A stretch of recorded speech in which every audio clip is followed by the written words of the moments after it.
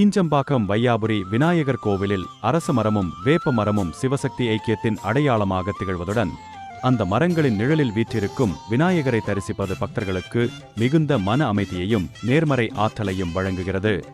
ஆன்மீக ரீதியாக அரச மரம் விஷ்ணுவின் அம்சமாகவும் வேப்பமரம் பராசக்தியின் வடிவமாகவும் வணங்கப்படுவதால் இந்த தலத்தில் மரங்களை வலம் வரும் பக்தர்களுக்கு திருமண தடைகள் நீங்கி மாங்கல்ய பாக்கியம், குழந்தை பாக்கியம் கைகூடும் என்பது நம்பிக்கை.